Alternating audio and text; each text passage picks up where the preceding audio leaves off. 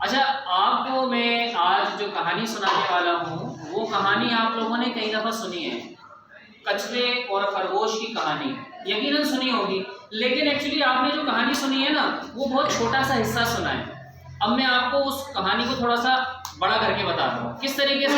देखिए, कछुए और खरगोश की कहानी आपने सुनी कि कछुए और खरगोश की रेस हुई। खरगोश जो है वो बहुत तेज दौड़ने वाला जानवर है, तो खरगोश ने सोचा ठीक है मैं जीत जाऊंगा। तो बहुत आगे तक भागते भागते पहुंच गया और उसके बाद जब आगे उसने देखा कि अरे कछुआ तो बहुत दूर है, तो चलो सो जाता हूँ, सो गया। उसके बाद कछुआ स्लो स्लो चलता हुआ आया और वो अपनी मंजिल तक पहुंच गया। जब उसकी आंख खुली खरगोश की, जब वहां पहुंचा उसने जीतने के लिए, तो उसने देखा कि कछुआ तो पहले से पहुंचा हुआ है।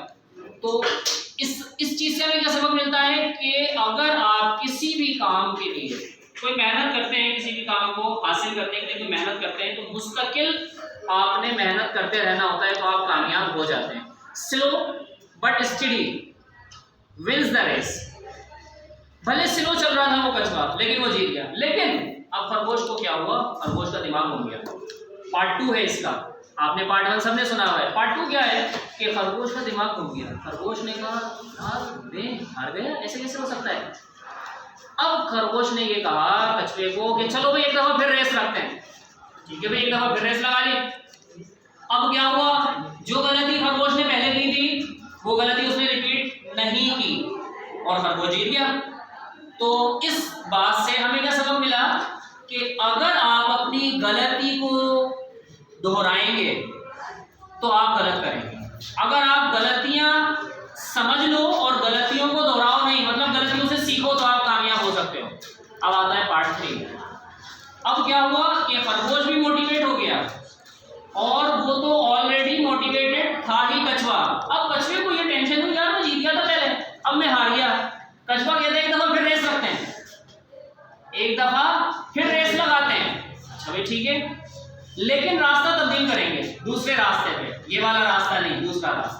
ठीक है भाई, कछुए ने कहा ठीक है, रेस शुरू हो गई। कछुए खरगोश वही गलती, क्योंकि वो पहले कर चुका था, गलती उसने दोहरानी नहीं है, उसने गलती को रिपीट नहीं किया, उसने पहले शुरू कर दिया। मतलब वो तेजी से भागता हुआ आगे आगे बहुत आगे पहुंच गया। आगे क्या हुआ, आगे नदी आ गई। क्या आ गई, नदी आ गई। अब नदी में खरगोश कैसे क्रॉस करेगा, अब वो खड़ा है। क्या हुआ, कछुआ आया स्लो स्लो स्लो स्लो, नदी में भी वो तैरता हुआ निकल गया, कछुआ जीत गया। कछुआ जीत गया।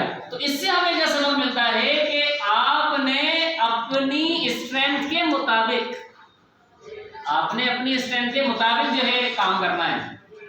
वो आपकी स्ट्रेंथ नहीं थी, मतलब उसकी खरगोश की स्ट्रेंथ ये नहीं थी, उसमें इतनी ताकत नहीं थी कि वो नदी को पार कर लेता। अब पार्ट 4 में क्या हुआ, अब वो दोनों मोटिवेटेड है, सब कुछ है। अब पार्ट 4 में कॉन्फिडेंस लेवल और बढ़ गया। अब उसने कहा कछुए ने खरगोश से और खरगोश ने कछुए से, हम ऐसा करते हैं फ्रेंडली मैच करते हैं, लेकिन रास्ता सेम होगा, वही नदी वाला। फ्रेंडली मैच करते हैं। ठीक है, फ्रेंडली मैच क्या मतलब, दोस्ताना माहौल में। कैसे भाई, जमीन पे खरगोश तेजी से चलता है तो कछुआ खरगोश के ऊपर आ गया।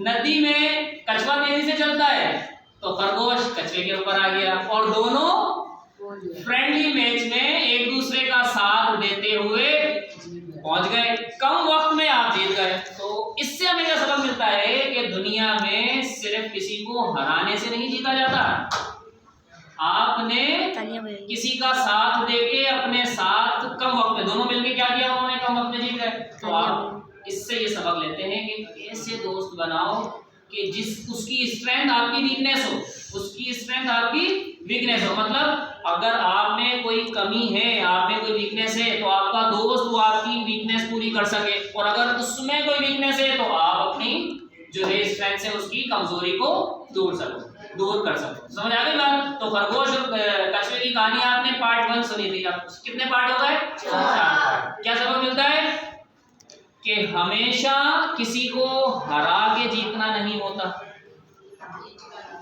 हाँ, ऐसा करना है कि खुद भी जीते और साथ वाला भी जीत जाए। ठीक है, थैंक यू वेरी मच। अपना ख्याल रखिएगा। अस्सलाम वालेकुम, अल्लाह हाफिज। जमील साहब।